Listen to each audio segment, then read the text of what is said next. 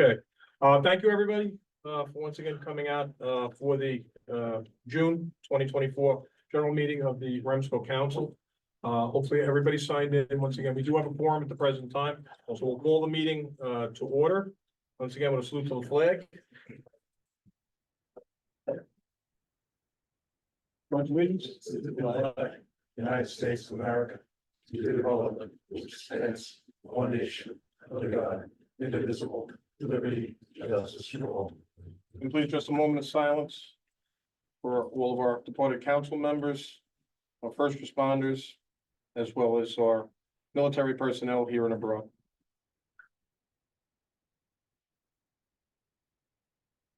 Thank you. Please be seated. Okay, all excusals have been reported into the attendance sheet. With that, I would ask for once again an approval of the REMSCO minutes from May 1st, 2024. That we'll put up on the council's website. So I'll take a motion. Okay, motion to accept the REMSCO minutes from 5/1. Second. Okay, any amendments or any issues with that? Any questions? Okay, all those in favor? Aye. Anyone opposed? All right, we'll move on. All right, we'll move on to New York State investigations, disciplinary actions. There was 4 since our last meeting with that. First one being Brent Allspec, EMT number 478-335, for violation of Article 10, New York Code of Rules and Regulations, or at 800.16, subsection A1, been suspended for 1 year, effective May 6, 24. Suspension is currently stayed pending no further violation for a period of 3 years.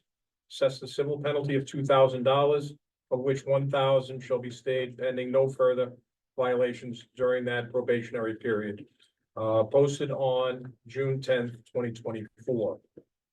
Cody Minig, EMT number 428-807, for violation of Article 10, New York Code of Rules and Regulations, Part 800.16, subsection A2, and also 800.16, subsection A3. Been suspended for 3 years, effective 5/15/24. The suspension has been stayed pending a 3-year period of successful probation. Assessed a civil penalty of $4,000. Of that, $2,000 has been stayed as well, pending successful completion of probation.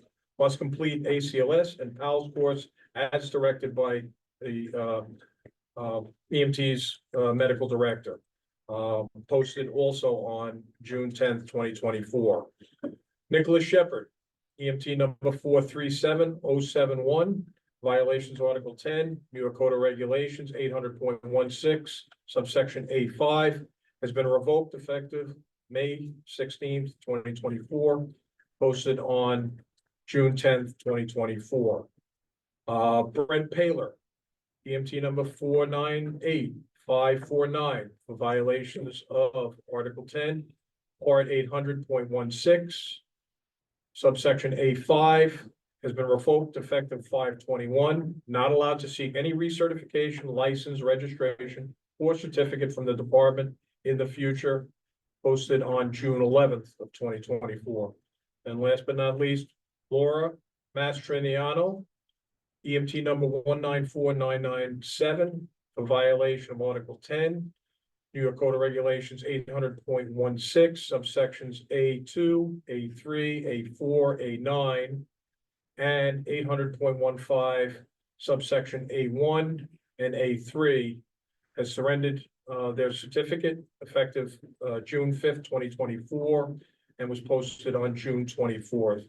Those are all the enforcements since May 1st, and once again, into the record for today. As you can see, I won't go through all of them. Once again, we have had a number of emails, both communications incoming and outgoing during the past 2 months. Once again, we've had some requests for updated information to go out to some of our, council members, once again, and we've also reached out, to, some of our other council members requesting additional information regarding that. I've reached out to, Chairman Wakely regarding the establishment of, a committee to design a first response, fire and EMS memorial at Eisenhower Park, and currently in, the process of setting up a committee and stuff with that, more to come under, orders. Once again, you can read the emails. If there's any questions on any emails, feel free to ask. For my report, once again, I want to thank all the agencies. That includes the Nassau County Police Department, all the fire departments, all right, the hospital-based ambulances, the volunteer ambulance corps, everyone that once again provided assistance during the cricket tournament from June 1st through June 13th. Extremely happy that once again, we had no major incidents that occurred. Once again, as far as I've had no complaints from any residents. Our main concern going into this was once again, making sure we had adequate coverage for both as that went on. Making sure that the public was safe and making sure that we had no issues as far as response, especially during the daytime when we know our volunteer staffing can be very low with that. So once again, thank you to all of them. And once again, I appreciate all of your attention to making sure that your agencies and stuff were stocked and ready to go. Should we have any calls for additional coverage with that. The New York State awards have been submitted to New York State. Chief Chester, the chairman of the Public Education and Awards Committee, met during May and selected the REMSCO and Bureau of EMS awards for the region.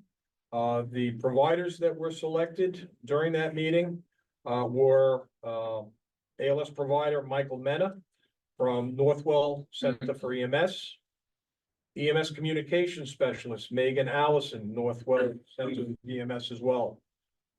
The Harriet C. Weber Leadership Award went to Mark Vitale, Nassau County Police Department Aviation Section, as well as the Seacliff Fire Department. We had two Educator Award Year Awards, once again, given out. Once again, Joshua Golub from the Nassau County EMS Academy, as well as George Choi from the Nassau County Fire Police EMS Academy. Registered Professional Nurse of Excellence went to Kristen Keating, North Shore Hospital at Manhasset. The EMS Agency of the Year was Northwell Center for EMS. Congratulations. The Costas T. Lambro Physician of the Year Award 2023, Jatinder Singh from Nassau University Medical Center. And last but certainly not least, the Nassau County REMSCO Chairman's Award for 2023 being presented to Kevin J. O'Hara from the North Merrick Fire Department, as well as the Nassau County EMS Academy, Nassau County Fire Police Academy, for his over 50 years of service to our EMS agencies and to our education institutions here in Nassau County. He also does our emergency management and once again has put in significant amount of time. And I think we deserve a round of applause for all of our honorees in 2023. And we will look to honor them at some point in the near future with a dinner or something that we can come up with potentially in the fall as we can once again get that put together. But thank you once again to the committee for once again going through that. Unfortunately, there were no BLS awards submitted this year, which kind of was surprising to me. As we, that's the core of the base work that we do out there. So we had it out for 4 months. We put it up in January. We took it down in April.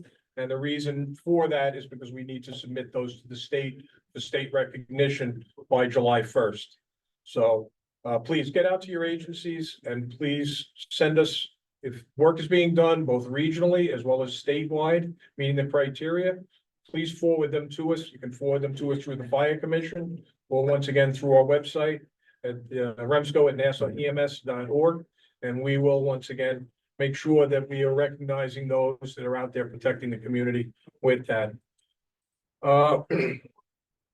The disaster preparedness, MCI, and Kevin will have more on it under his report, but we're planning a rollout for tomorrow night to update the training staff as well as leadership in the various agencies on the MCI plan that's been adopted for the region. It will be held at 7 o'clock tomorrow at the Morelli Homeland Security Center on Grumman Road West in Bethpage. Please, if your agency can come, we're looking for a good turnout to once again show the plan and once again how we can train on that to be prepared in the future should we have any issues that require it. The New York State Collaborative Protocols, both BLS and ALS, take effect as of July 1st, 2024. They're currently up on the website. They've been sent out through the coordinated report. And they were also on the state website as well as on the Muru app that they've been updated. So everybody should become familiar and stuff with the changes with that for the coming year, 2024. The Nassau County EMS Coordinated Response Committee that started approximately 2 years ago. There was a multi-agency, multi-organization committee that sat to look at recommendations to improve the EMS operations. The committee report has been posted. It's been rolled out. We're waiting for a committee reconvening to go over the recommendations of the committee to the county executive and to public safety to see how we can implement some of those changes that were put forth by the committee over that 18-month period. All right.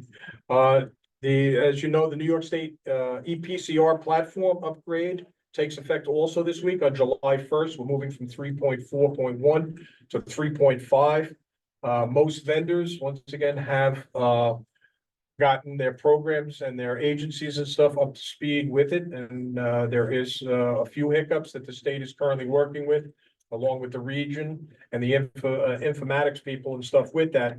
But it is the agency's responsibility to make sure that their vendors are compliant with the new standards for NEMSIS 3.5. It will not, once again, fall back on state or the regional council, all right, or the vendor. It will be the responsibility of the agency to keep track of making sure that their PCRs are being submitted appropriately to the state so they can be forwarded to the federal government. Image Trend Elite, EPCRs, any agency that does not have a representative available to go on for quality assurance, quality improvement, please reach out to the council so that we can get you on that platform so that you can see and make sure that you don't have any PCRs being held up in the cloud that is not being submitted effectively to the state. We have access and we can get you that access to do the quality assurance that all agencies are required to do. New York State Bureau of EMS, SEMSCO and CMAC meetings. The next meetings will be held in September. They're currently scheduled for September 17th as well as September 18th in Saratoga Springs. They are live streamed for public viewing. All right, so I would suggest that once again, if you're not familiar with some of the things that are going on here, both in the state and the region, try and get on those meetings. They are live streamed and they will be recorded and replayed at a later date on that. A lot of interesting information coming out of these, especially in the last several years. As you know, we have representatives that are up there sitting around the table that have some influence and stuff on how we operate here as a state, and we should be supporting them and making sure that we are getting that information out. All right, Nassau County EMS Memorial. I'm currently working with the new chairman of the Fire Commission to try and set up a committee for a memorial at Eisenhower Park to replace the firefighter memorial and to establish an EMS memorial for those professionals, those first responders that, once again, we've lost in the line of duty. I have looking at a design. I'm looking at an architect that's willing to help us and look at developing that to once again roll it out to see the funding will play a role in that. But we do have a spot over in Eisenhower Park, and in the next couple of months, I will formulate a committee between Chairman Wakely and through the council to once again seat that committee to look at, the possibility of getting that established here in the, region. New York State budget, as you know, in the budget was some bills that were, and some regulatory information that was being submitted to go through the budget to once again be approved by the state on that. There were about 6 bills supported by the counties, as well as state representatives from across New York State, once again, to enhance EMS operations. Unfortunately, under the state budget, Part V, which contained most of the EMS bills and stuff in there, was cut at the last minute. Probably for financial considerations or other issues, but it went to the Senate as well as the Assembly and was revisited on the legislative side. And out of the 6 bills that were presented in the executive budget that was dropped at the last minute, 3 of them survived and are currently waiting for the governor's signature on that. One involves treatment in place, one that was once again authorizes reimbursement to medical services, even on those calls that you did not transport patients to the hospital. The pre-hospital blood transfusion policy that was in there, once again, to allow for EMS to be able to utilize that. And also the expansion of property tax exemption eligibility to our providers and stuff out there that may be working in an area but not residing within that area. We'll have more and stuff on that. The other B3 will be revisited in committee in the coming year, and hopefully we'll be able to get through essential services and some of the other bills that are essential to, once again, the survival and the sustainability of EMS. As far as the town of Oyster Bay, currently, once again, we have not gotten final paperwork back from both the state and the town regarding that. So today, that once again will not come forth for a final vote. It was provisional on, once again, receipt of the final documentation from New York State as well as the town of Oyster Bay, making sure that everything was appropriate and the inspections had been completed. So we were notified that they were unable to meet the time frame for this meeting. So that will be pushed off until we receive that final information and it can be reviewed to make sure that it's all compliant with state regulations and meets ours. And then once again, we had one matrix change that came forth that was visited by the Systems Committee from the Woodmere Fire Department requesting to move one spot up on the matrix with 911 response from 4th to 3rd. And Chris Airy, the chairman of the Systems Committee, will bring that forth and explain to you about their meeting and stuff under his report with that. That's currently all I have at this time. Once again, if anybody has any questions, feel free to ask. Otherwise, we'll move on. Okay, move on to Vice Chairperson report, David Caldo. The only thing I have is I have 2 appointments in the next couple of weeks to check on some venues for the recruitment and retention meeting. That's a good word. All right, I'll as soon as I get all the information, I'll bring it back to the council. Okay. That's all I have. Okay. I just want to revert back to mine for 1 minute, because once again, there was one thing that I didn't get in here that I wanted to. Once again, with the cricket tournament and stuff, just so you're aware, once again, everybody that's in attendance and stuff here, the council members and stuff that are here, will receive a hat and stuff at the end. The rationale for the hat and some questions arose, and once again, on why we were purchasing hats, why we were handing out, grants and stuff. That was not the intention. The intention was, once again, to recognize, but also to identify our providers that step forth, once again, to take care of the outside of the venue for response for that 10 days that the cricket tournament was going on. Our volunteer ambulance corps and all the other agencies and stuff that stepped forward to provide assistance to make sure that we were meeting the public need, as I said earlier, to make sure that we were not only taking care of the venue, which, as I said, the during my report at the executive council, an exemplary job was done by the Nassau County Police Department of handling the inside of that. But we also have to recognize that the world continues to go on and that we have to, responsibility as a council to make sure that we are protecting the public that, once again, is providing this service and making sure that the resources are available with that.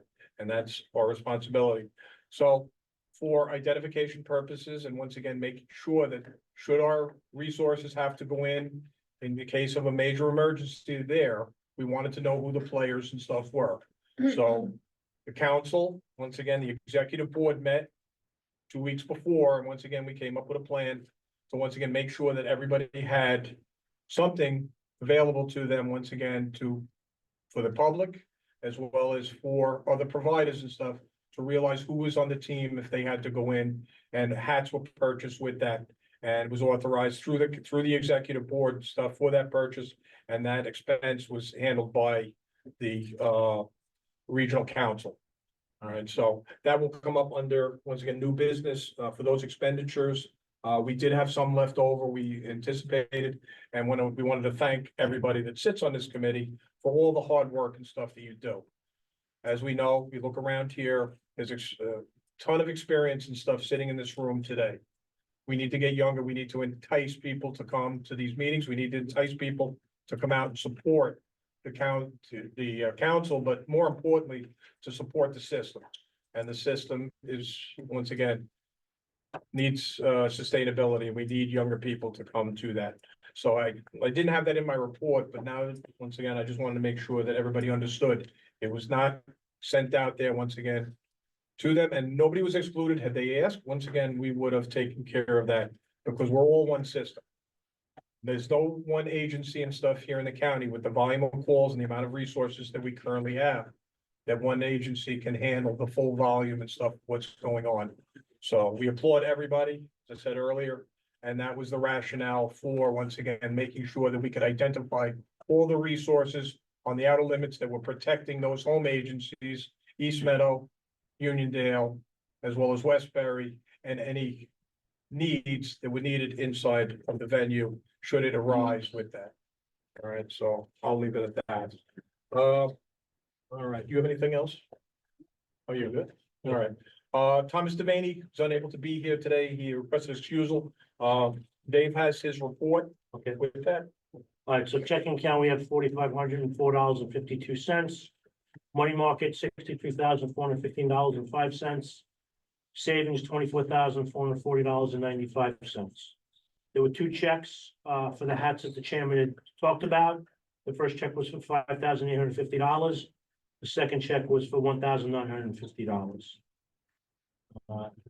And I'll need a motion to approve those two checks under new business. Okay, That's the treasurer's report. thank you. All right, we'll move on. State EMS and EMS coordinators report, Donald Hudson. Good afternoon, everybody. Thank you. So you mentioned the bills going from the legislative branch of the government to the governor's desk for ratification into law. Those three and a lot of the complimentary information appear in the weekly EMS coordinators report, which is sent out to all the EMS managers from each agency, with the intent that those are then distributed to every EMS provider in every EMS agency, thereby fostering a chain of command, if you will, or a flow of information both up and down that chain. We know that some agencies still are struggling with that. In acknowledgement of that, for transparency, that report's also posted on nassaems.org under the EMS coordinators tab. This week, the website is not cooperating, so I'm waiting on feedback from corrective action from the webmaster, I think is the proper term, web guy. And then once that's there, that'll be posted per the norm. It's probably, we've reached our limit of storage, so probably have to go ahead and clean up some previously saved documents, but that's what that's about. Similarly, the REMSCO report, REMSCO representative for the regions report, that's posted also to that website. So everything, a synopsis from myself and others' notes, we sort of all collaborate to try and keep track of what's going on and that nothing falls through the cracks. That's up there, it runs chronologically from the subcommittee meetings, which are not televised, which is quite honestly where a lot of the legwork is done, and then the SEMSCO and CMAC meetings, which are public meetings, which are live streamed and then recorded and posted. So all the minutes are there, both the subcommittees and SEMSCO CMAC. So as always, you know, that position is elected by this body to speak for this body and represent the greater good. So if there's something you want done that's not being done, or questions, or something you want brought up that's not being brought up, by all means, let us know and we'll bring that up there. So we are working more collaboratively now, increasingly every day, statewide, you know, the region and everything else. So that's good news, I guess.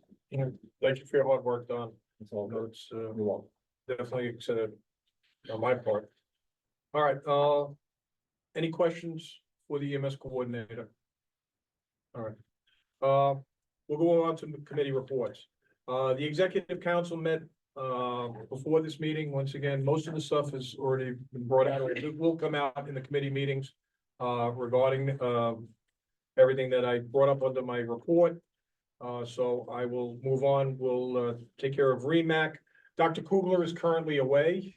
And Dr. Cheerson at the last minute was unable to attend the meeting and stuff with that. So they did send the REMAC report. Vice Chairman Caldor will once again read off Dr. Kugler's report on that. Okay, June 24th, REMAX summary report for REMSCO. Number one, New York State collaborative protocols will go into effect on July 1st at 0001 hours. Please look at the NassauREMS.org website for training for your agency and the change law. Number two, quality. New York State DOH is investigating a complaint of an EMS agency using non-certified and ill-equipped fly cars. There are other ongoing investigations regarding airway and CPR cases as well. Airway and eBridge, the QA/QI advanced airway form is complete and up and running on eBridge. It's a regional quality tool required by all providers to complete after the placement of an advanced airway.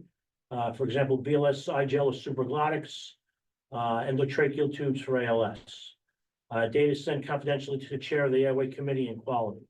We've gotten both anecdotal and real-time complaints by providers indicating physicians that at specific emergency departments that have been giving pushback against the completion. The letter was sent out on behalf of the region to each emergency department representative and leader to remind them that this is mandatory. Please continue to inform the REMAC of any issues or refusals or difficulties. They'll be dealt with on an individual basis. eBridge remains the preferred and mandatory notification tool for the region for pre-hospital notifications of transportation and for contact of medical control. MedCom is expected to provide the REMAC Quality and Communication Committee a monthly report of phone calls made instead of eBridge use. Dr. Kirshen was added to a list of credentialed field physicians for Rockville Center Fire Department. Dr. Zito was approved as a new medical director for the Wilson Park Fire Department.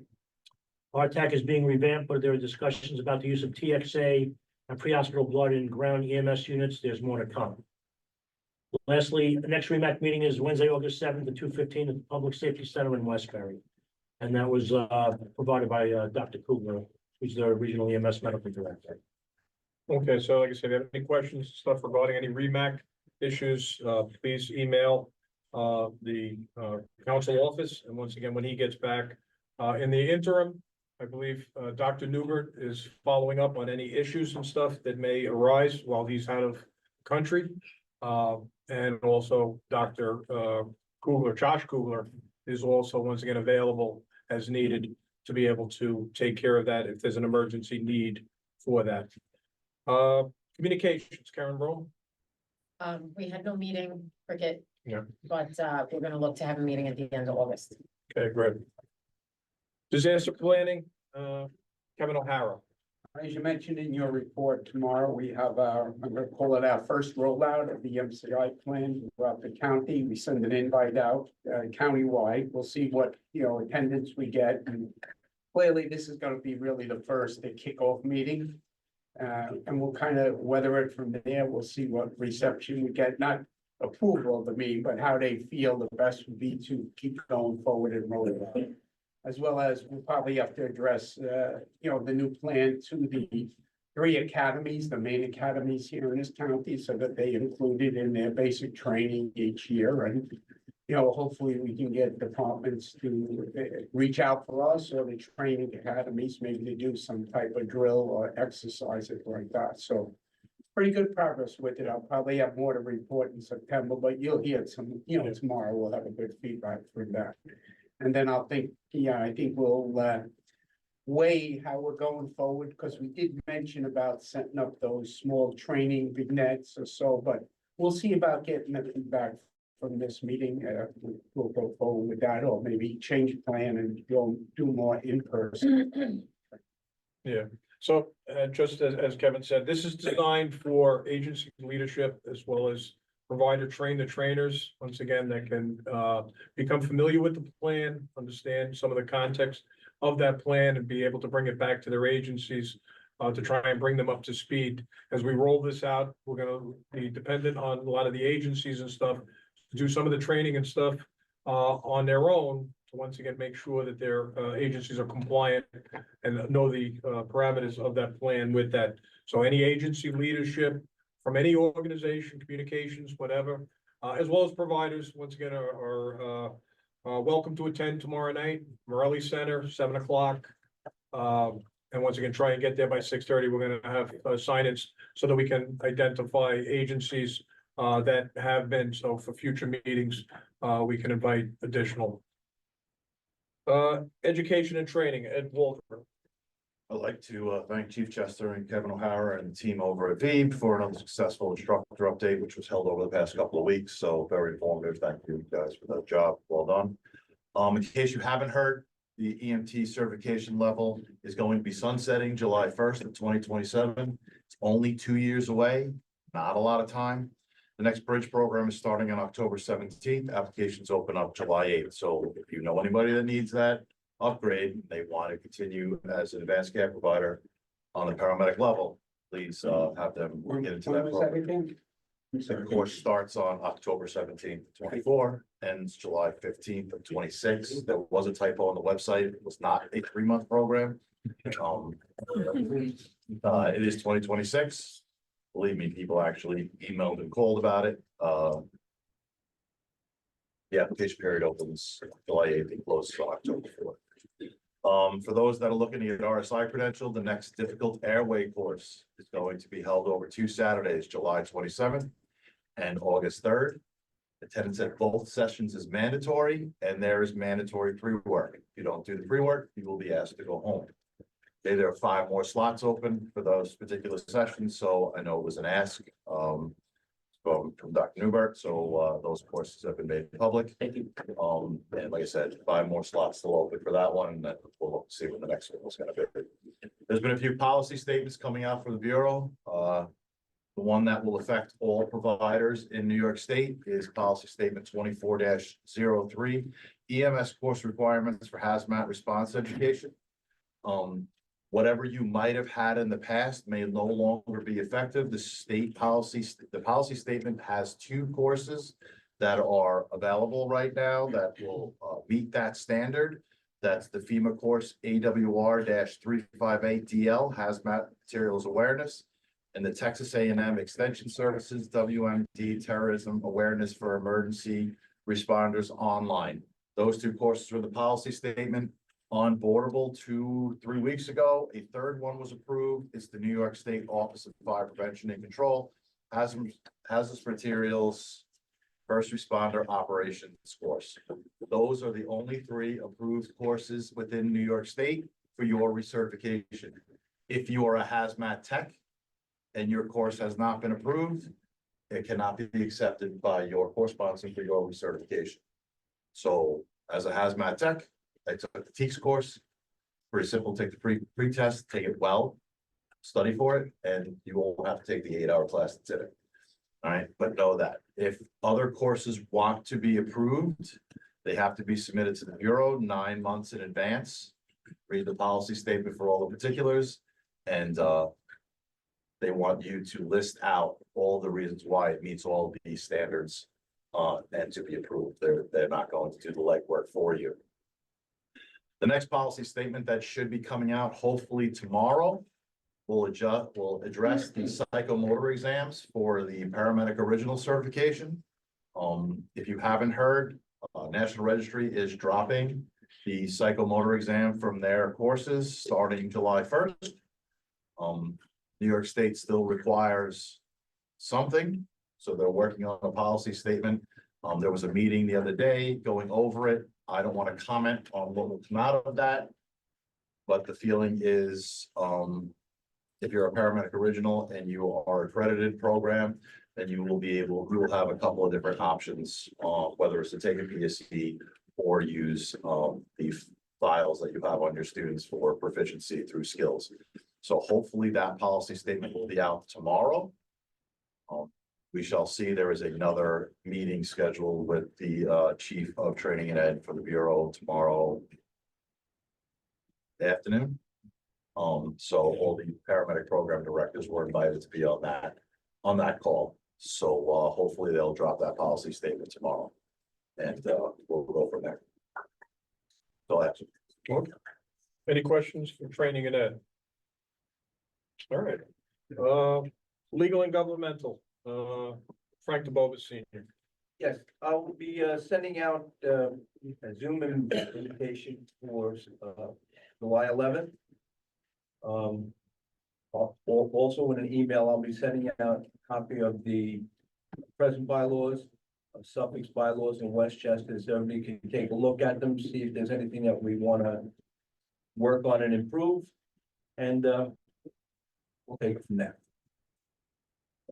Okay, great. Yeah, the bylaws are, once again, need to be updated every 2 years. It's written in the bylaws. So we're trying to get that taken care of, generally on the even years. So the next update would not be until 2026 with that. Public education and awards, Chief Chester is not here. As I said, they did a fantastic job once again getting together with the committee and getting the awards together so that we could get it in a timely fashion up to New York State. They've been forwarded and hopefully, once again, we'll get some recognition and stuff from them. As I said, last year, we did take 2 awards and stuff out of a total of 10 from the state. Not a bad finding with that. EMS systems, Chris Perry. EMS Systems Committee met. It was well attended by the committee members. I think all the committee members except for one were present. We reviewed communication received by the regional council from the Woodmere Fire District with a request to move up in the 911 ambulance response matrix. They are currently in the number 4 position. They are requesting to move to the 3rd position overall, swap with the police ambulance. The Woodmere Fire District expressed a confidence that they can support this move, stating it will provide more expedient care and reduce the reliance on county ambulances coming from longer distances.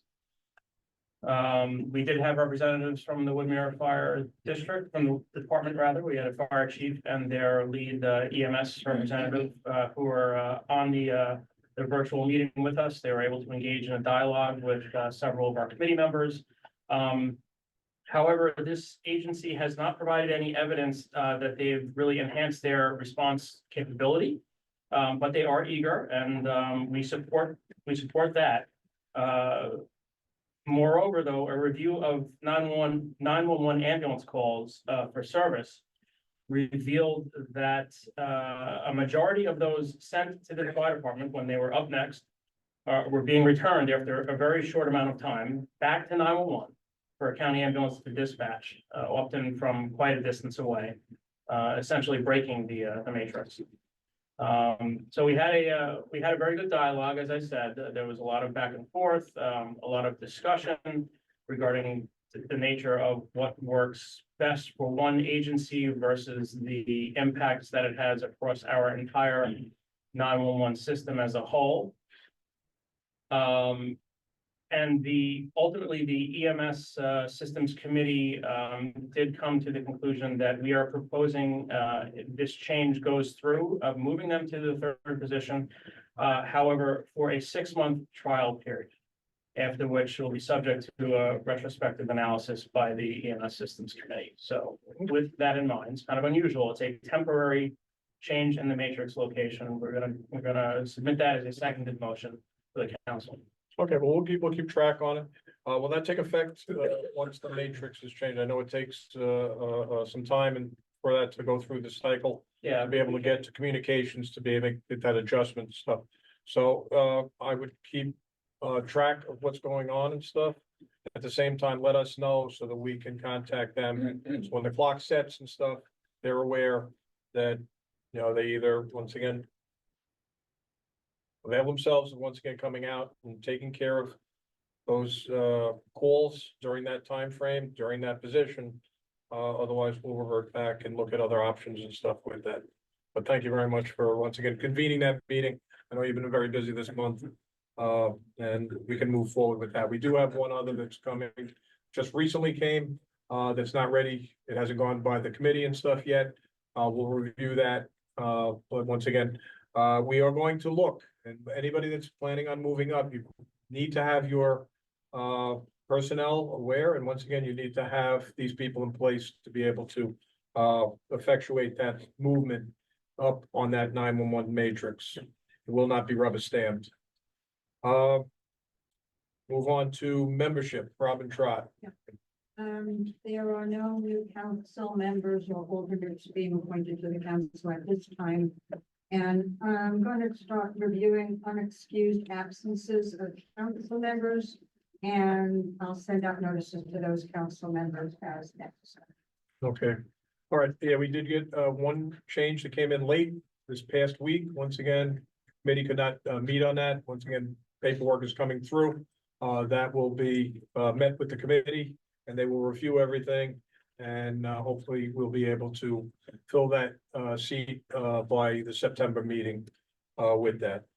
But once again, as she said, we need to have representation at the meeting. We need to make sure that we have a quorum. We need to make sure that if we're not going to be there, that the alternates and stuff are able to attend. And we need to make sure that we're sending in emails or once again, text messages or making phone calls. That unexcused absences and stuff, the bylaws stipulate that you have to make a certain number of meetings. We need to manage that much better. But once again, for all of you that are here, thank you very much because we can conduct business with that. Hospital Emergency Department, Dana Portapasso. This meeting that come with the document report, I did send out the form of the airway population, and we received feedback from 2 sites. There was pushback about the forms. I followed directly with them, and I haven't heard since. But if you do get pushback, please reach out to me or Mr. Hoover, anyone, and help directly with them. The end of May, we have the cricket meeting, May early June, so it's Okay. Any questions for Hospital Emergency Department, any issues and stuff? All right. We'll move on to subcommittees. Dr. Newbert, the Airway Committee, IHL Pilot Program, and RSI. Sounds good. So just a few things from the Airway Committee. We did not meet as we normally do before the REMAC meeting because the QA/QI meeting and cricket stuff. Tentatively, our next meeting is going to be July 24th. I'm working on confirming that with the Airway Committee meeting members. I needed to know my availability first, so I will get that firmed up. In the meantime, just a few topics. The Airway form, the QA form that's on eBridge, has been a little bit controversial, though it wasn't intended to be. Just so everyone understands where that came from, it was organic from the committee itself. Committee is made up of physicians and paramedics that are active in the system. And the idea was that if we're looking at RSIs and we're doing 100% QA on RSIs, which are not going to be happening that often, that we really should be looking at all of the airways. Our neighbors to the east in Suffolk County have 100% QA on all their airways. At one point in time, the Nassau region had that, and then we moved away from that. But we felt that if we're going to be pushing more advanced tools and more advanced procedures that, we need to make sure we have the right quality assurance data to support what we're doing. And then if we recognize there's issues, now that we have this really good committee of physicians and paramedics in our system that are looking into this stuff, that we just need the data. It's not easy to pull that with the number of different vendors. It's not easy to pull that data from multiple vendors, from multiple agencies. And if we're pulling whole charts, we may be getting into other QA issues that would really be more of Dr. Zito's committee than, or Dr. Zazzo's committee, I'm sorry, than ours. So that is where this QA form came from. And the reason it lives in eBridge is that we wanted the easiest way that everyone would have access to it. So the pushback from the hospital was a little bit not anticipated, but we're working on that. As Dana said, we've been working and, we've been coordinating so that way. Unfortunately, they just, most of the people at the hospitals think because they're signing it, it means they're taking responsibility for the airway. So just very important for all of our medics to just explain to them, it's a QA tool. No one's taking responsibility for this airway other than me and my personal medical director. We just need you to confirm this because it's a QA tool. So I think if we just improve that communication piece, that should solve most of the issues that we're having when people are trying to get the signature at the hospital. I think the physicians at the hospital are thinking that they are confirming something or responsible for something. They're only responsible for, is the airway good or bad, and nothing else. So just if we can relay that back to them, I think also that should hopefully solve that hiccup that came up. In the meantime, with the other stuff, RSI is going well. We still have the two agencies, Glen Cove and New Hyde Park. We have 2 medics currently, and we're working on credentialing a few more. We're still working on access to the difficult airway class. Thank you. Been partnering with our folks in our friends in Suffolk County because they have an original airway class and Stony Brook. So each medic is considered individually at the airway committee, but we understand that they may be taking classes in New York City, like as say rescue medics, or in Suffolk County, or through Northwell or whatever. And so each case is considered to we have this list of standards. If they meet the standards, then we'll move forward with it. But each case is considered individually. So there's no, so basically right now, we're developing with Fire Police Academy eventually our own internal class. In the meantime, we're outsourcing the neighboring classes and working to make sure that they meet the standards that we're looking for. So that's RSI. For IGEL, we have 20 agencies currently participating in the Nassau region. There was a recent use that was successful, and we're working on adding the 21st agency, which will be New Hyde Park Fire Department. We have to bring that up at our committee meeting when we have it, hopefully on the 24th. That's it from Airway. And just really quick, because I've had a bunch of questions and on the new protocols, the REMAC, when we approve the collaborative protocols, approve them as is unless otherwise restricted by the region. If you look in the Nassau policy manual, there are specific things like TXA that are currently not approved in the region. With the new protocols, the little like 2-dagger thing that's next to some of the new things that say if trained and equipped. As of right now, the Nassau region is accepting that those are reasonable interventions because we haven't restricted them. So basically we accepted the whole thing as is. We're only restricting certain things we don't want here. But that still means that everyone in that agency has to be approved by the agency medical director, and you have to be trained to do it. So that doesn't mean it's just carte blanche for those things. So obviously in the next couple of REMAC meetings, if we figure that there's some intervention that we want to further look into, we'll do that. But at the moment, it's agency medical director and make sure they're trained. That's the trained and equipped, except for the ones that are restricted in the already restricted the Nassau policy manual. And that's that they just done. That was just recent that we updated that, right? Like 5-1. Yeah, just back in May. So, May 1st. so hoping that answers the questions because there's been a bunch. I just wanted to clarify that because as my phone's been blowing up on that. So that way at least it's clear for everyone and not confusing, hopefully. Okay, so as Dr. Newbert said, the other thing with the eBridge and stuff and with the forms and stuff that are in there, it is in policy now. As of May 1st, once again, eBridge is the main communication platform that we're currently using. And we've been monitoring it because once again, it's part of quality assurance for the region. All right, all agencies have to show quality assurance, and through that, once again, the council, once again, the program agency, and especially REMAC, needs to have access and stuff, for quality assurance, to provide that for the state in the case of any investigations or anything else. So, that's where it stands, and once again, it needs to be used for that. So, and then one other question that someone just texted me. The reason that people are not signing the eBridge form is there's not an actual way to sign on it. So that is why it's asking for the physician's name and their license number.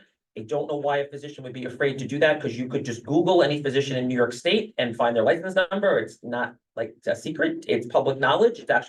It's actually reported by the state. That's why like you don't put your address with your NPI number, because that's all public information. So again, I think just reassuring the physicians that we don't have a signature, because the signature is giving me your name and your license number, but this is not anything other than a quality assurance tool. And it's coming to us at the Airway Committee, it's to me, and then we'll review it at the Airway Committee, but it's not and otherwise being, it's HIPAA protected, it's not otherwise being, disseminated in any way. Okay. I have some questions about that. Is it quality assurance for the provider or the agency? Quality assurance for the region, to make sure that we are The teaching form people. itself, because the form is an individual to the person who intubated the patient. So all intubations, all airway related interventions are now being reviewed by the Airway Committee, because we have a committee to do that. We didn't have that before. So while obviously if there's an individual problem, we would reach out to the agency's medical director to address it. It's not entirely decided to be that obviously for every RSI, because we're having now advanced procedures, we have to be sure that we're putting the right information, we're doing the right thing. Like Suffolk County reviews all of these and they're having very good success. Obviously, like when I was in Pennsylvania, we went out with etomidate only in the protocols. And when we were getting the data back, we realized with just etomidate that trauma patients weren't doing as well as medical patients. So then from the region, we put that information out to everyone. Hey, listen, this intervention is working really well here, but not so well there. So same thing here. We're getting the data. We're going to review the data as an aggregate to make sure that we're teaching everyone the right thing. And if along the way you come across an individual case where there's a problem, then we as the Airway Committee would reach out to the agency to see if that medic needed to be re-educated in some way. But the goal is to be progressive.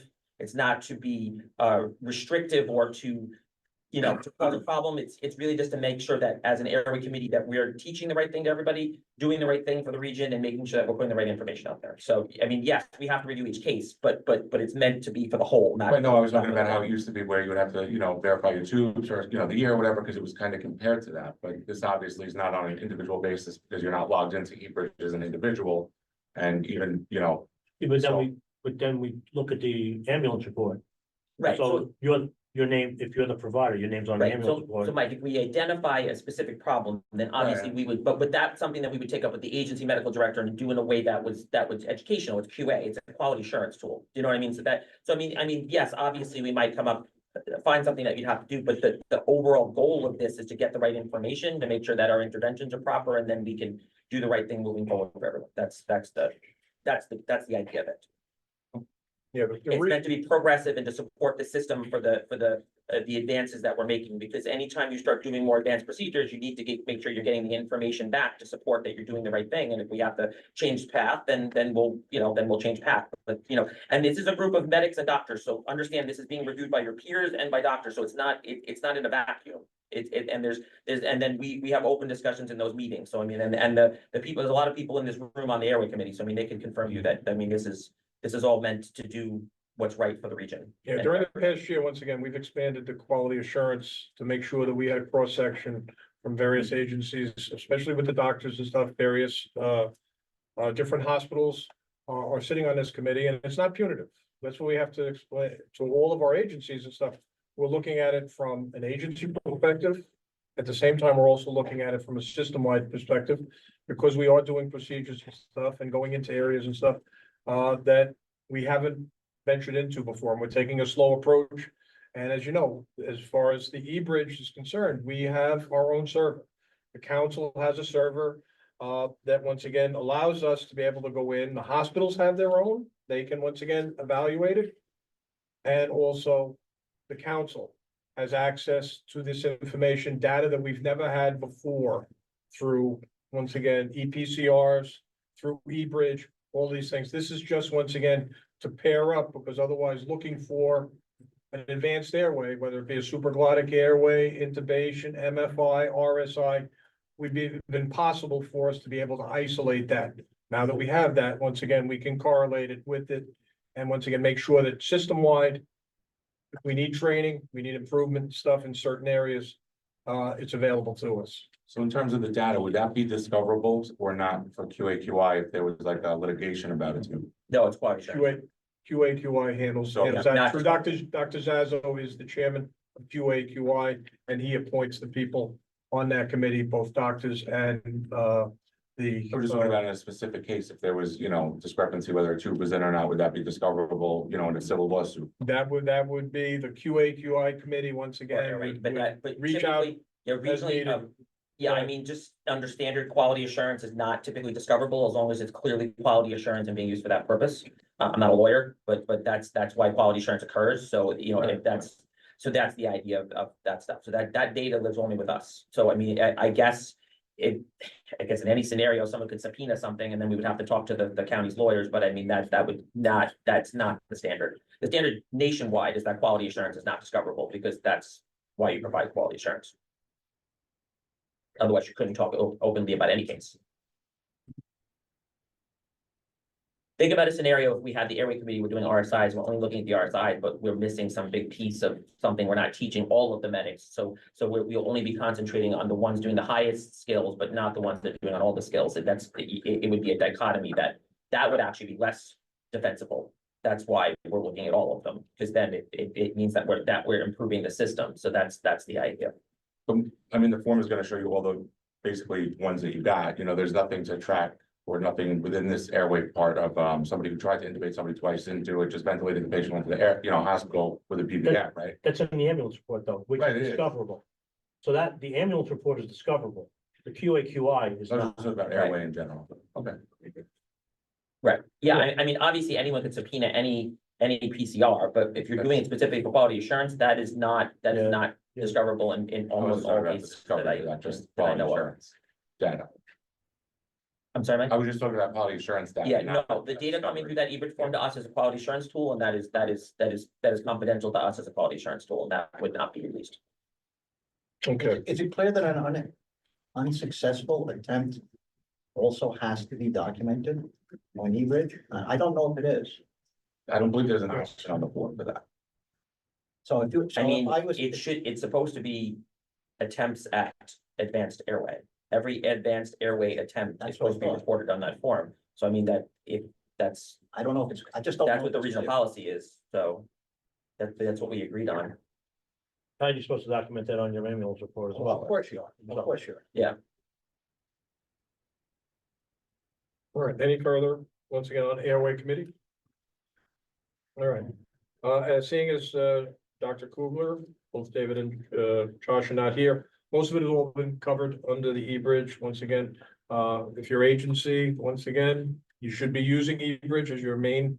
We did not take radio communications or anything out. We know that there may be hiccups in this system and areas where, once again, it may not be accessible.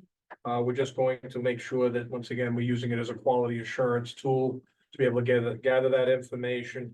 And we will work it out with medical control and the council as well as REMAC, make sure that that's being taken care of. We pretty much, REMSCO, EMS tag, Dr. Newbert, like I said, right now, we're still waiting for the county to convene a meeting, subsequent meeting and stuff to go over the recommendations that were placed in the committee's report. It's a quite extensive report, some 400 pages. And we'll wait and see. And then once again, the committee Yeah, when I hear will look at that and see how those recommendations are taken care of. All right. Anything else under committees? Any committees that I may have omitted? Okay, we'll move on. Unfinished business. I placed this under here. We mentioned it last month. With the last few years, the last 3 years, I know, we tried to do it during EMS week.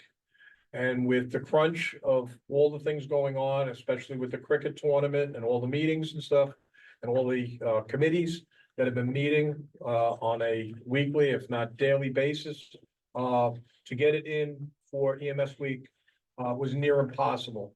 So we decided that rather than mess around with the summer, which is a very difficult time to get people together, we're looking towards the fall, possibly in October, after schools open and back to school nights have been cleared. So I would just bring it up as a discussion as far as your feeling and stuff. Going back to a dinner, the last couple of years, we have done it as a ceremony. I believe it was the last 3. there is finances and stuff available in there. We can look to, once again, get sponsors and stuff to do that. I would ask the committee on your thoughts and stuff, and looking at doing a dinner in lieu of, once again, just a ceremony that we have done the past couple of years, and setting up a committee and stuff to, once again, handle that. The awards will be taken care of as we have done in the past. I'm currently working on getting the plaques and stuff completed. That will take me about a month or so, but I'll open up for discussion and stuff on the unfinished business, on your thoughts as far as having a dinner out somewhere in a venue. I know we're working on, it, but I want to make sure that everybody is on board and stuff with that. Is there any other? Once again, to honor our own. All right, so we will look into it. And once again, we will come up with a venue and see what the prices and stuff are. Try and bring it back to you in September at the meeting, early in September.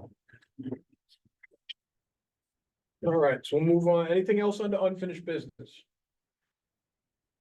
All right, we'll move on to new business. I would ask for approval of the council treasurer report from May 1st through yesterday, 6/25/24. Motion made. Motion made to accept the treasurer's report. Seconded. Any questions? All in favor? Opposed? Good. As I said, the town of Oyster Bay BLS first response application has been put on hold until all final documentation has been submitted, both from the state as well as the town of Oyster Bay. So we'll revisit that at a later date with that. Do you have expenditures and stuff that you needed? Just the two checks. Okay. $5,800 and $1,900. Okay, so we have looking for approval for the expenditure for the safety identification caps that were purchased for the agencies providing standby during the 12 days of cricket standbys. I have a question. Why was that done retrospectively? Not brought up before at a previous meeting and. Because we were Want to caught, explain that? we were caught short. We were caught by surprise that the agencies were not going to be included inside the venue, and we needed to have some way to identify the providers, both on ambulances and fire apparatus, that they were in fact sanctioned by the REMSCO. So it took us a week to get the hats, the board members got together, and we decided that that was gonna be the easiest and fastest way to do that. Other than trying to have every single person that volunteered to be credentialed, which never would have happened in time. Well, they should be credentialed anyway through their agency, but. No, they need to be- Is that for inside the venue or is that for? That was not inside the venue. That was, well, there was a potential for them to go inside the venue. Yeah, And but I believe the fire marshal's office should have some kind of policy on vetting somebody if they're gonna go. I mean, when we went to Suffolk County, we had to show all our identification. New York City, the same thing, should be here also. And it should have been done through upstairs, not through us. How many hats was it for $7,800? Excuse me? How many hats was it for $7,800? It was 400 hats purchased. I'm sorry, it was 300 initially. Initially 300. So we had also allotted, based on the discussion, sorry, hold on, just make sure I'm muted. Where we allotted for 4 hats per crew. On the assumption engine, ladder, and ambulance at the 3 firehouses. In the first day, we quickly realized that there were particularly engines and ladders coming with more than that. We restricted it down to 4. So not everyone actually on standby got hats to date. Making sure that we could run, and making sure that at least somebody got something when they were there. That's why midstream, the discussion was, we need more hats, not only for the crews, but also for those afterwards. So as far as the credentialing, I think all of us 100% agree. A number of people in this room were at the venue tabletop literally the week before, where then came to light that despite what most of us were led to believe, that there would be vetting and credentialing of anyone who was going to potentially have to enter the venue, that internally may have been our understanding, but was not the event host's understanding. So the knee-jerk reaction or the response to that last minute news was, we need as a region to be able to identify that. It's actually in Article 30 that the region, identifies providers. So that never really having been done here before, but leading off with the experiences at other large-scale public events based on people we had been talking to. The initial discussion, which I'll admit I poo-pooed, was we should get shirts for everybody, which, just to be clear, the phrasing I used was, I'm not looking to run a t-shirt business because then we have to deal with sizes and everything else. So the discussion then quickly turned to, how about hats? So that's how we arrived at hats very quickly, all within that literal back and forth that afternoon once we left that tabletop. So, I think again, anyone involved in the planning up to and through the event would complement what I'm gonna say, in that planning in partnership with the host agency, not the host agency, the host of the tournament itself was a challenge, not just for EMS, but for virtually everyone involved with them, leading to some last minute decisions that, again, were not in our initial planning discussions even months ago, let alone up to and including the day of the first game. So to say it was dynamic, I think would be an understatement, but kudos, as again was said, to everyone who coordinated and, dragged their agencies and to protect not only the venue within the venue, but everywhere else. So. Because also you had other areas outside of that in Uniondale and Westbury and other agencies. And in the absence of a fire or once again, a hazardous materials situation or something that involved fire service, once again, they would be part of the response should a major medical issue occur in that venue or even outside of that venue. We needed to know who was who with that. And as you said, with the vetting and stuff, and the fact that we only had a couple of weeks, this was all came to light well after May 1st, which was our last meeting. We pushed the meeting back from what would normally have been the middle of June because of the tournament itself and not having the people there. So it was, once again, we decided that the fire service personnel and the EMS personnel, and we were not looking to exclude everybody. And I mentioned this earlier, we're one system.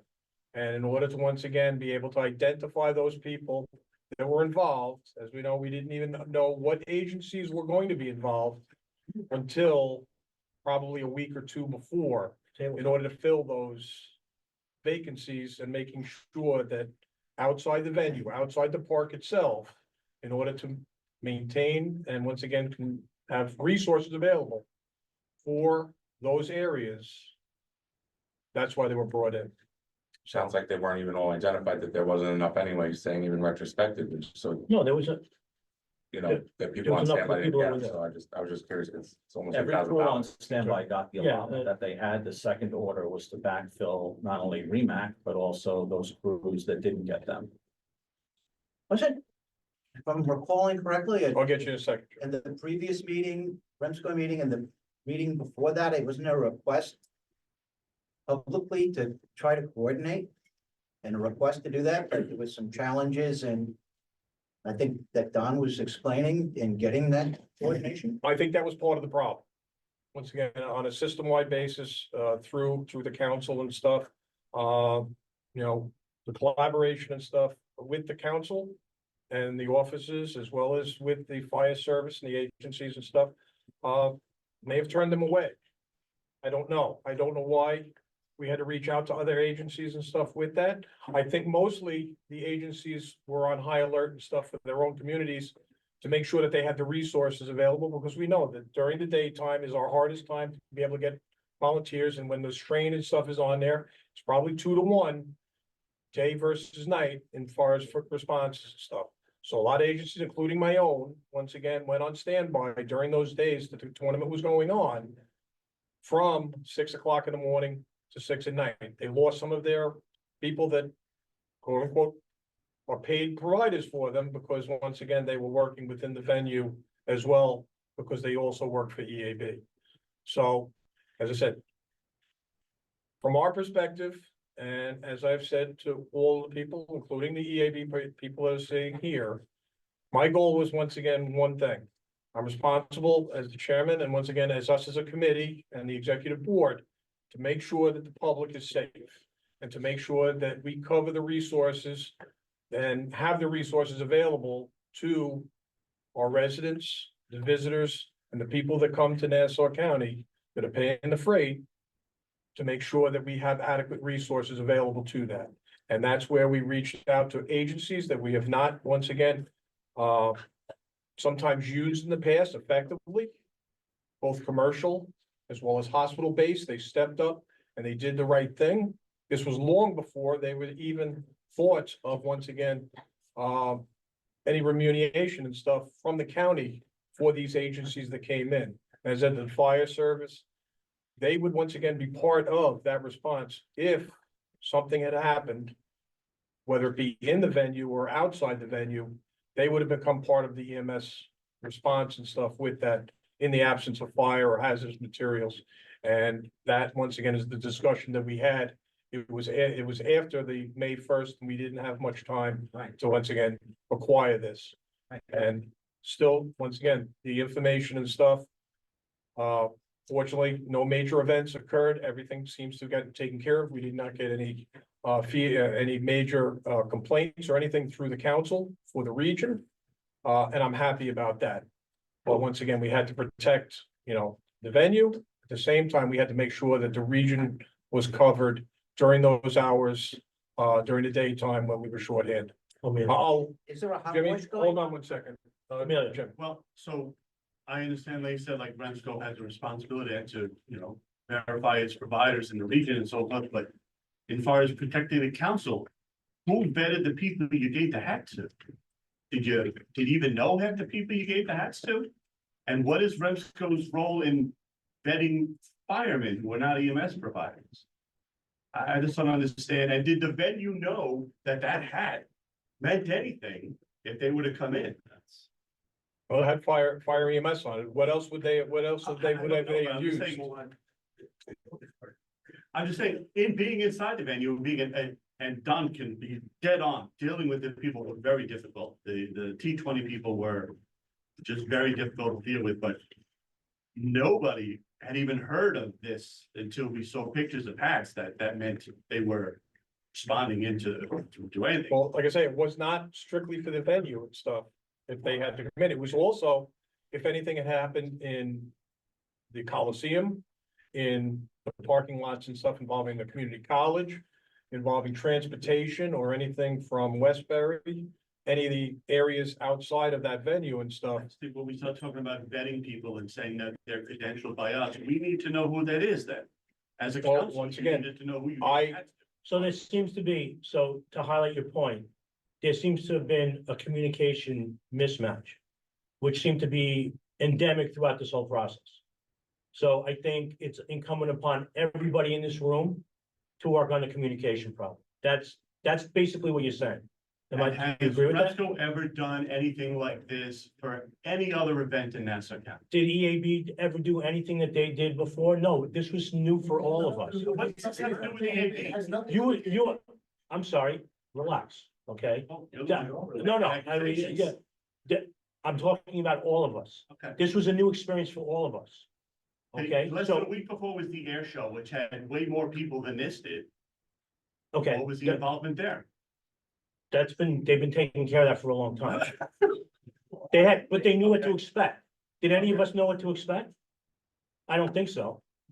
We could have guessed, but I don't think, prove me wrong. If you know somebody in all our groups that had experience with a cricket tournament like that, then we could have used them as a resource, but none of us had that as a resource. Yeah, but it's just not the cricket tournament itself. I mean, there's been plenty of incidences on Long Island that we've gone to. Whether it's the wildfires, whether it's 9/11, where we all went to Bethpage State Park and the county fire marshal's office sat there. And you handed them their ID, your driver's license, and they took all your information. Well, they set up in each battalion, we have a staging area that we go to, if we're going to the city, or if we're going to Suffolk, we go here or there. The crew hands in all their stuff, we scan it, and we email everything to the marshal's office, and they then take us as a group, as I'm in the 5th battalion.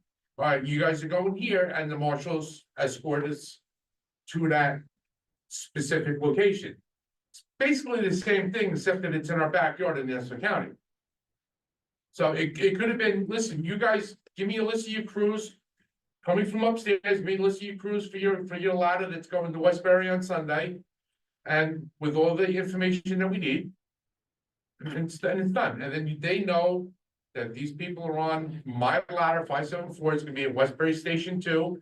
From 6 AM to 6 PM on Sunday the 12th, or whatever it was. But it's done with everybody. Absolutely understand Go ahead. the challenges. One second. Of pre-vetting your crews. I get it. That until that morning, you may not know who's showing up. I get that.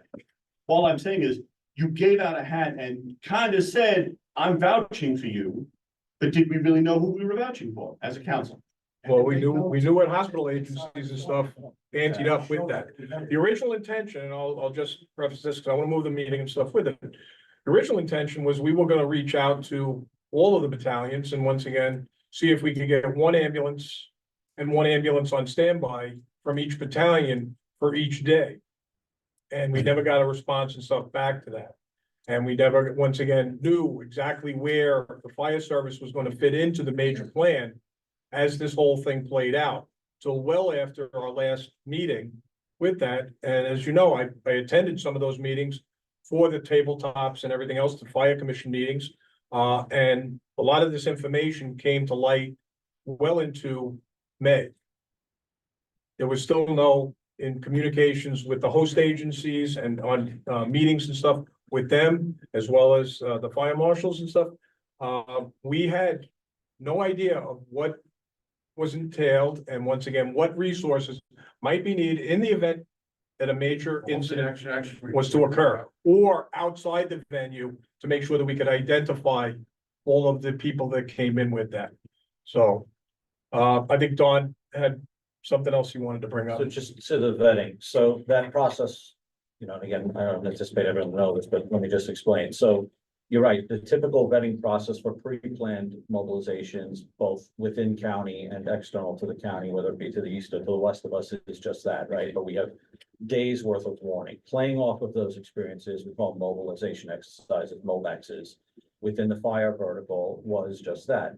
ICS 211 forms were forwarded electronically this time rather than paper. Sorry, electronically rather than a paper to all the agencies that had stepped up and said that they would provide a given resource. Most of them, thankfully, better now than ever before, filled them out and pre-submitted them electronically. And as you were saying, you know, that morning in person, myself and a fire marshal at each of the agencies, at each of the locations, took the information that was submitted or handed them a piece of paper if they hadn't previously submitted that. And in conjunction with the incident commander at each of those locations, vetted those crews as members of their agencies. So what vetting was done, nobody was given anything and nobody was going anywheres without them being known both to their agency, to the incident commander at that site, and then, yes, to the Nassau County, through the fire marshal's office proper. As far as how that could be done better, we've come this far. It used to be very dynamic in that we hit the tones and whoever showed up, you know, bring your driver's license. I don't have my driver's license. Let me have my wife send me a picture of it. That check-in, the first time we did those mobilizations years ago, both again to the east and to the west of us, took hours to put units in place. In those pre-planned events, which we exercise once a year, we've got that down to I'll speak specifically to the west of us. We have that down to within the hour of alert, we have units in place in service within the 5 boroughs. Principally nowadays, Queens, but that's same process was utilized here with Cricket, and it did work.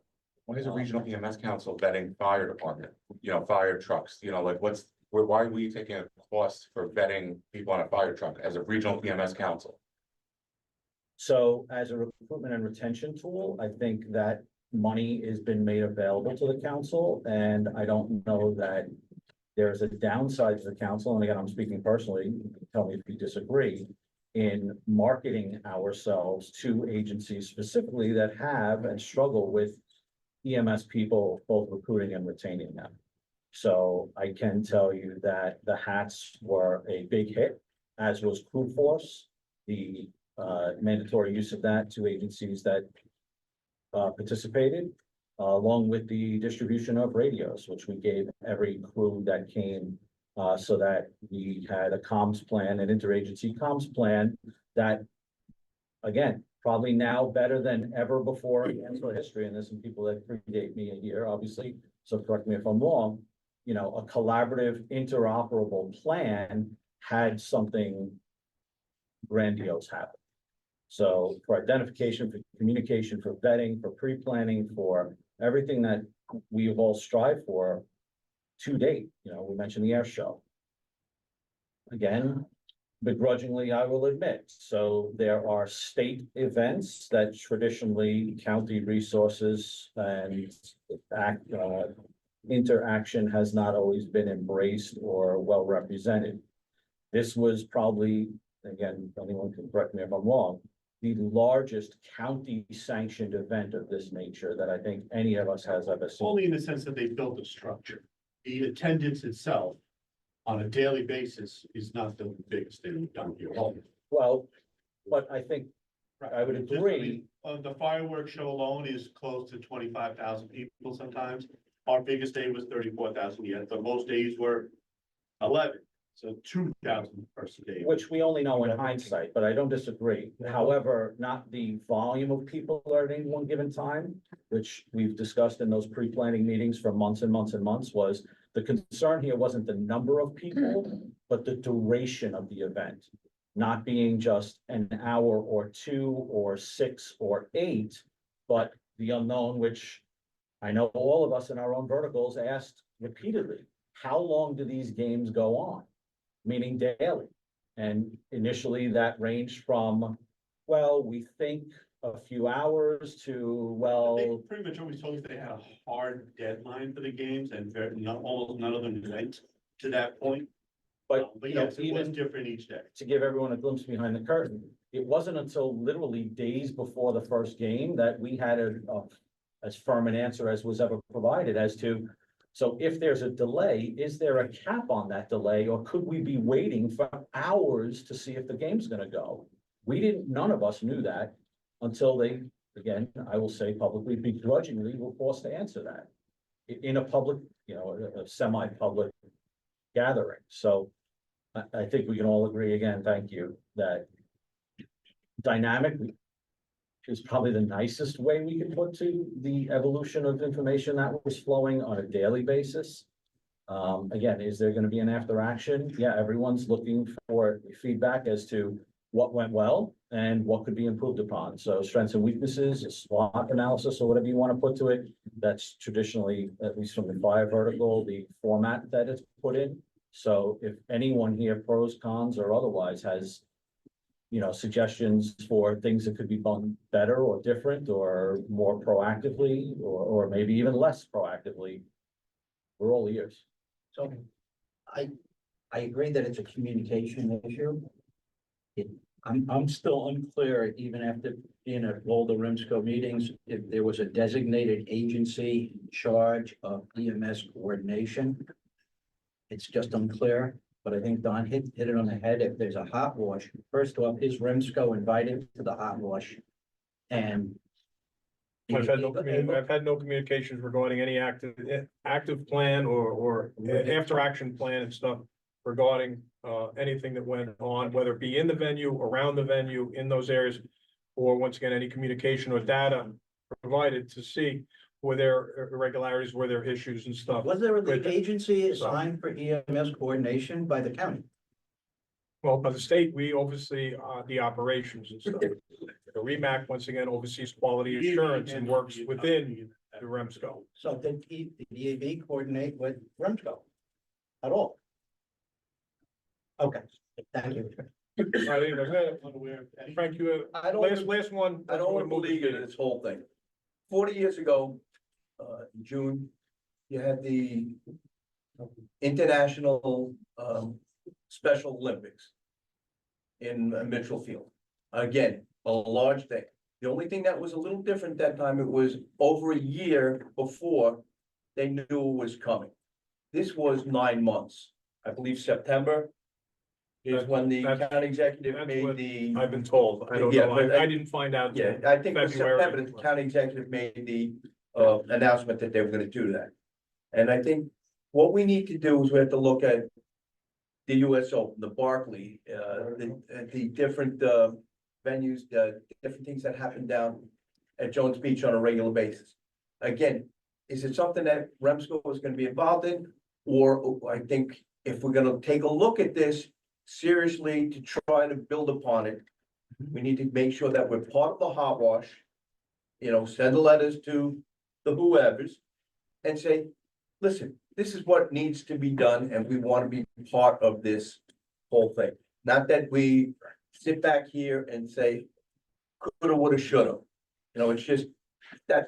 Well, this is why, and this is one of the big contentions, is been having county representation, other than agencies and stuff sitting here. We have a county representative that currently sits on the seat that I'm trying to get filled with someone who is going to attend these meetings and once again be able to bring it back to the administration on things that need to be either corrected or once again need to be addressed here. And to date, I've sent multiple emails and letters and stuff, and we still do not have a representative here. So I will continue to work on that until the end of my term. And hopefully, once again, we can get this information out with that. So, yes, hindsight is 2020. We did what we thought was appropriate to make sure that the people that were coming in to assist us, to assist EAB, to take care of the outside of the venue and make sure that the residents were safe and that we could identify those as needed. Once again, that was the decision that was made for the safety and the identification and stuff with that. As I said, we only had 2 weeks. It was after the last meeting. We did not get a lot of this information until at least 2 weeks before the event actually came off with that. So no disrespect to any agency and stuff here, you all had your own responsibilities. But the communications, as I said, the communications was lacking on many different areas, and we were not invited to a lot of the information sessions and stuff to be able to have a good idea of what was transpiring and who was responsible for what with that, and that once again played a role in how everything played out.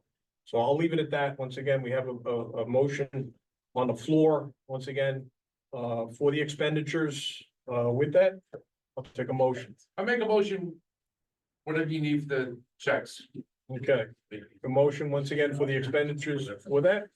We have a second. Second. Okay. What happens Question. if we say no? Know what happened? What happened if you say no? Yeah, you spent all this money. I wanna know what's gonna happen in the future, that we're gonna put this to rest, that we're organized in the future, because the Ryder Cup is around the corner. This will happen again. Well, once again, the Ryder Cup, once again, was not being sponsored by a municipal I know that's agency. a little bit different, but we need. What to I'm, be what I'm saying is, organized. once again, most of these, all right, was We being need to have- sponsored by Nassau County. You had the international cricket tournament and stuff. They took no role in, once again, other than taking care of the venue and all the players and all the people and stuff there. You know, so from my point of perspective and stuff, once again, not wanting to get involved in the venue, but making sure that this was a decision that we made as a board and stuff to accommodate all of those that came on board, and once again, long before they were getting any sort of remuneration or anything else to once again come here for 8 to 10 hours. This was the decision we wanted to make sure that we were identifying everybody in case we had to go in. The communication to improve things going forward. We will continue to strive for that, and hopefully the committee report will once again identify, which is in the report. If you read the report, you'll see the communications issues and all the various things that have been brought up throughout. And hopefully we can address some of them and come to some sort of agreement on that. So I move the motion once again. Any other questions? What report are you referring to? This is once again the Nassau County report, interagency report that was commissioned by the county executive through the commissioner of police as well as the fire commission and the fire marshal. We sat for about, I believe it was 14 or 15 months at various meetings, once again, to come up with some solutions for various things to move EMS forward. And with the report, once again, is out. Gonna do a after action, since you said that no one has contacted REMSCO? That is a totally separate issue. This committee report, once again, is out, once again, in public view. And once again, they will reconvene to look at the recommendations that were brought by the committee to see what can be attained for the county with that. All right, so we have a motion, we have a second. All in favor? All opposed? Okay, recorded? You can record me too. Record you too. Okay. I just have a question though, Chuck. After we say. Any abstentions, by the way? Sorry. Or any abstentions on the council? If we did say no, you just go to an executive session and just approve it, right? It's not on. Well, you don't have to deal with that, do we? It was just. No, you don't. I'm just asking. I just want to know that something's gonna be done after today, so that's not happening again. Well, we're not planning on, once again, having things occur within 2 weeks of an event of that magnitude. That is the point stuff here. All right, so, all right, so we have an approval. We have, once again, 2 no votes and stuff. Let's record that, and we'll move on. I'd also, request, once again, approval for $150 for tomorrow night for, training refreshments. To once again, handle the, training session, at the Morelli Center with that. Motion. Second. Motion second. On a question? All in favor? Aye. Opposed? So ordered. Does anybody have any other issues? Once again, and I'll bring this up now, once again. If we're in a favor of, once again, having a dinner to recognize all of our honorees for this year for 2023. Going forth, once again, with expenditures and stuff. We're looking at venues and stuff currently to look at an October date to do that. Does anybody have any objections and stuff to us, once again, holding a dinner and once again, expending funds out of the REMSCO Council to honor our providers and stuff for their service? I thought that the premise we left from the last meeting was that we were gonna look to see how much a venue would cost first before we made a decision, Okay, right?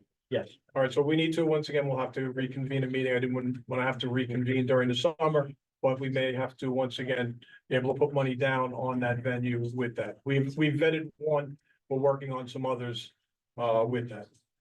All right, anything else under new business? Yeah, seconded motion, EMS. Second motion? Oh, for the Woodmere.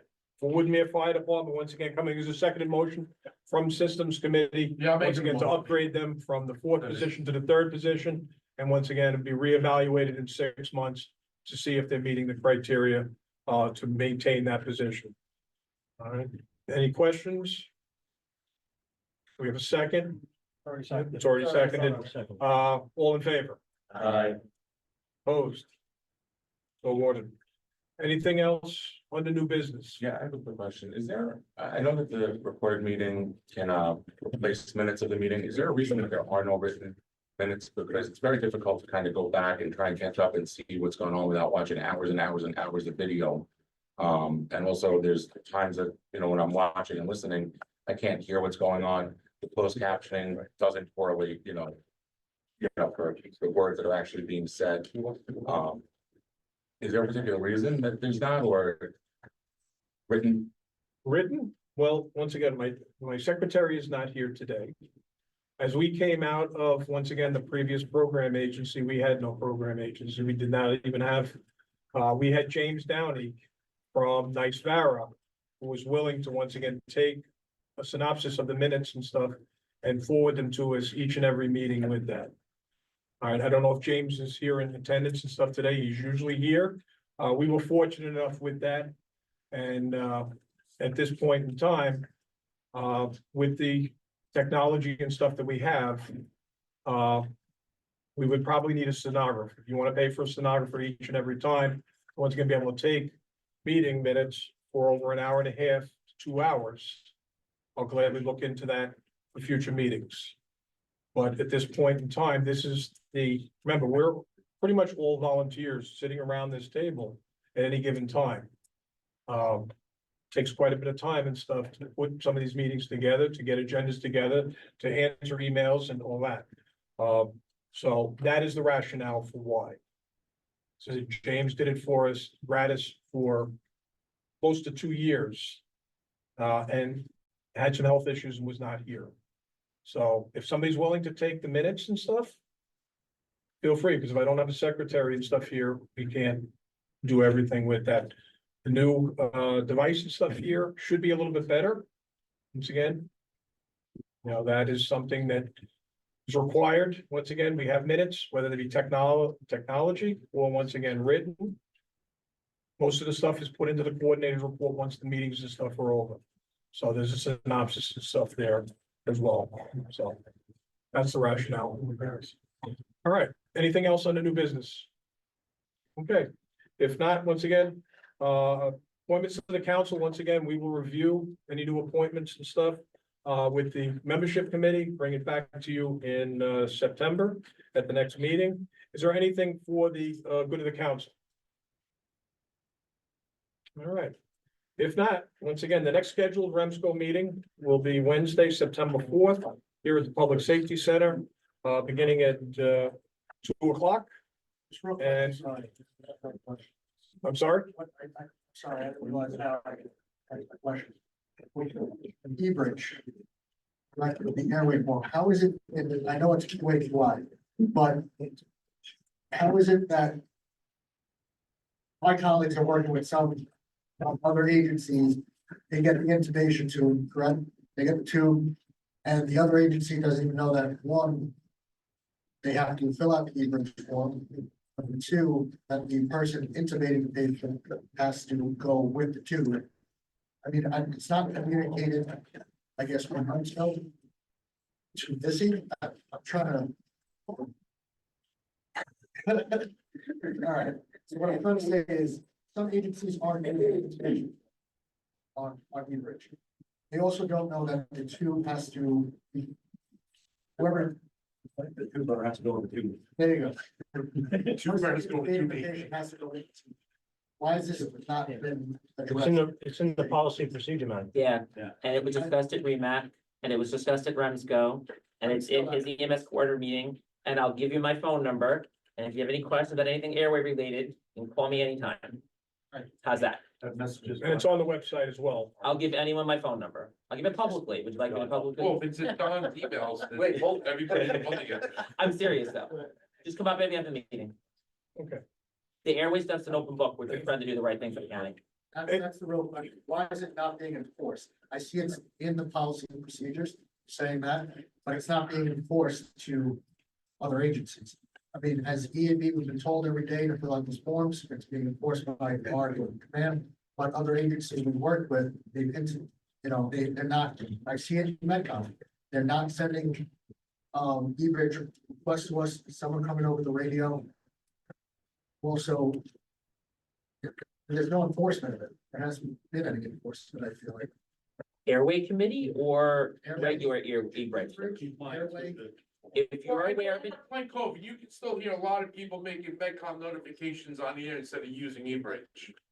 Well, this will be I'm sorry, this will be the first month where that's reported to us, So there's so how two we parts can to this. enforce that then? yeah, so for the airway, please let me know. And medical control, and if this is a medical control issue, I can coordinate with you guys. If you know of an agency that's not using it, please let me know offline. And as the airway committee chair, I will reach out to the medical director of of that department, and then we'll make sure they're using it. This is not like a hidden thing. This is a public meeting. We're talking about it. So if you're aware of that, and that's anyone or medical control is aware of that, just come up to me, notify me, let Don know, he'll reach out to me, and then I'll reach out to that agency's medical director, and we'll make sure that they're using it. So Northwell. Yeah.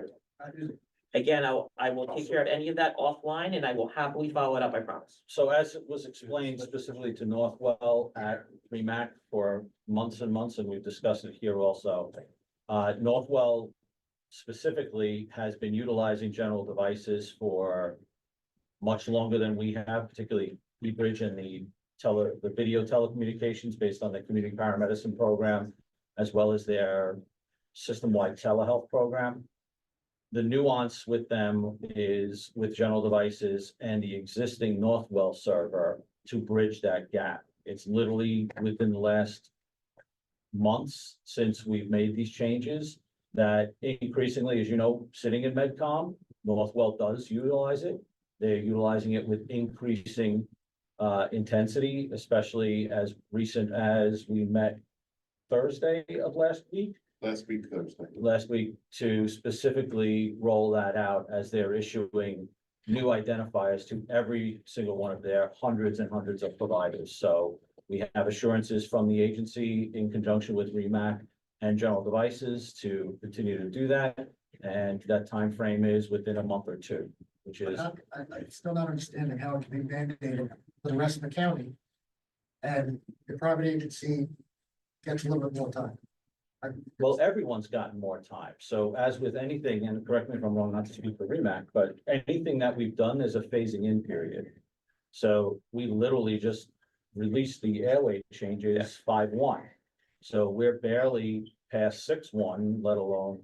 Right, and again, there's gonna be an educational part of this, right? We all talked about the issue that was happening at the hospital end where they weren't understanding how to sign it.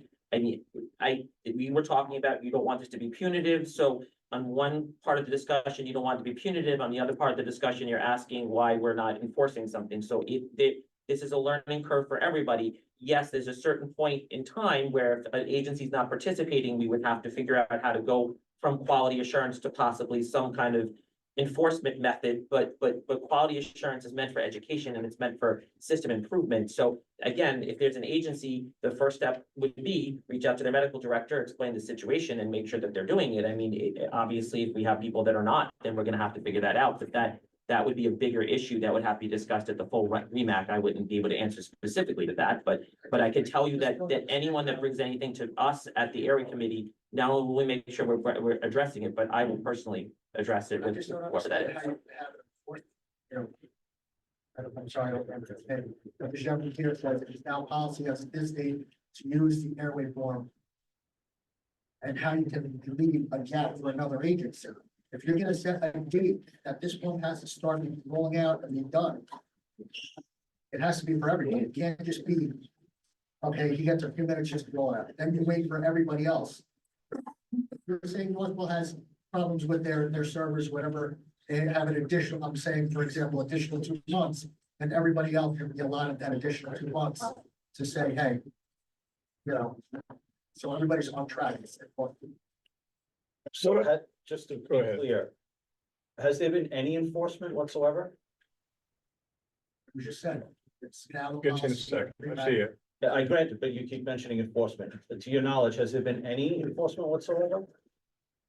I'm saying the start date, the policy start date, that's my. Right, so The Policy start. there date. hasn't been any enforcement because we didn't, as a council or as REMAC, to my knowledge, and I'm pride myself on trying to pay attention, drop dead enforcement date. In fact, the discussion, as Dr. Newbert's alluding to, at REMAC, and I would think it's probably gonna show up on our REMSCO agenda quite soon, will be to beg that question about, as a region, we're doing things now that probably have not been done here traditionally, whether they've been done or attempted elsewhere, but specific to here, we've tried the carrot.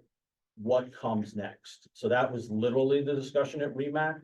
I think it's a valid discussion for, you know, not just education, but quality and everything else that we do. Unfortunately, human nature is just that question. what happens if I don't? So I don't know that any of us here have that, but I think it's a worthy discussion that we need to have. Yeah, it is a discussion that we have had internally, both for the executive board of REMAC as well as REMSCO.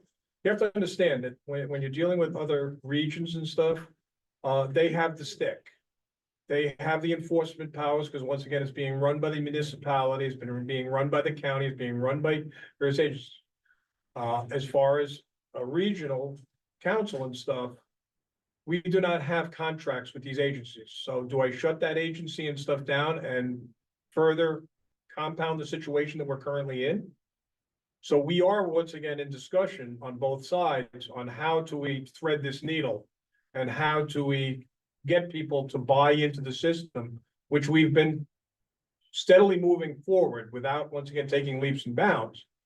But at the same time, when you have 84 agencies with multiple different perspectives, volunteer, hospital-based, commercial, all these various, and once again, be able to enforce each and every one of them without a contract, without not once again having the stick and taking it out and saying, we're gonna downgrade you and we're gonna make you BLS because you didn't comply.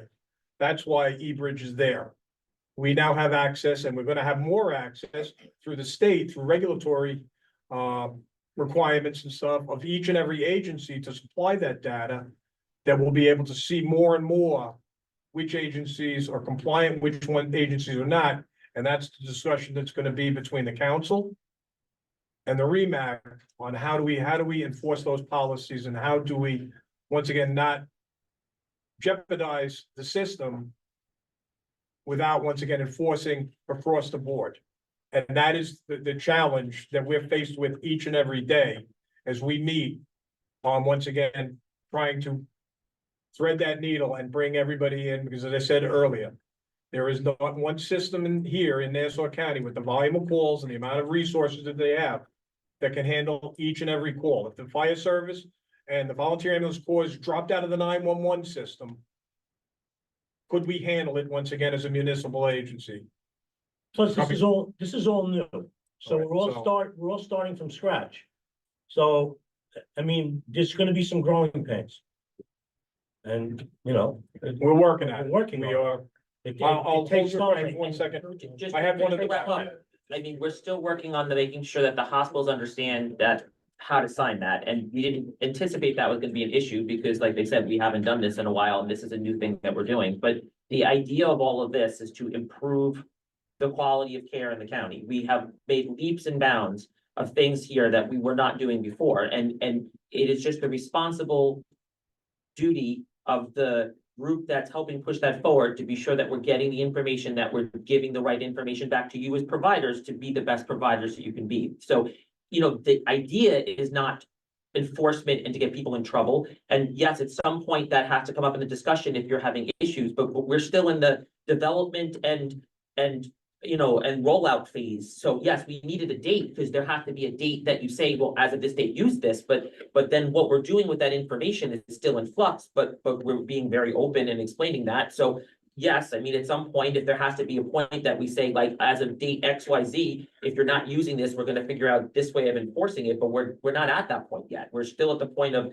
hey, now we're getting this data, we have these new interventions, we're still really slow on RSI, we only have a handful of providers and agencies, but that's a good thing. That's how we do it the right way, so we're not enforcing the wrong thing, because then we're not helping the system, and that's the exact opposite of what we're trying to do. So, I think a lot of people. sorry, 1 second. I had a question in the back first. I'm patient, Chuck, don't worry. Not bad. To your point, Dave, just so you know, this was a very big discussion at REMAC last month. And there was a physician waiting to make a motion to put enforcement in. And the group as a body decided to walk it back and give it a 2-month shot and reach out to the medical directors and the people who aren't using it, which we all know who they are. And it's not only Northwell, there's several other agencies that aren't on board, and a lot that we see now. And they were gonna take those 2 months to try to reach out to them through the coolers and try to get them to get on board and find out what the issue was. So it did come up, and there was literally, the medical director, Dr. Chisholm, was ready to drop the hammer on everybody. And we actually walked him back from that to try to get everybody moving forward in the right direction. So it was addressed. and everyone's aware. But I can tell you, even in Suffolk, we've had growing pains crazy, like with RSI, we still have agencies that don't give us the documentation in a time frame. Do we rip the RSI out of the agency, or do we let them provide good care? So we gotta go to the medical director and address it. So it did come up, and it was a very good discussion. This is a good one, but it was very good, and it was fun. They're on it. All right, so for the good of the council, once again, you're good? All right, as I said, we will continue to work at this. What was the? It's our intention, once again, continue to build the system. To be encompassing of each and every agency, because we need each and every agency. And if it comes down to it and REMAC and the council needs to use some enforcement and take the stick out and pull the carrot away, we will address that. But as I said, with 84 agencies and stuff out there, I'm not trailing them to see what's going on. The hospitals have provided the e-bridge. They provided the funding and stuff to do this. Quality assurance is just as important for them as it is for us as well. So we have access and we have by flow of information coming through multi-agencies. And we're doing much better than we were 10 years ago. And we continually, once again, pushing the bar. As I said, if we had contracts with each and every agency, we'd have a lot more enforcement and stuff going on. But we don't have that access like other regions and stuff have with that. Do we have anything else under the good of the council? If not, once again, I want to thank you all for taking time out and coming here. As I said, the next meeting will be September 4th at 2 o'clock here at the Public Safety Center. And I'll call for an adjournment of the meeting. Second. Motion to adjourn. Second. All right, all in favor. Thank you very much.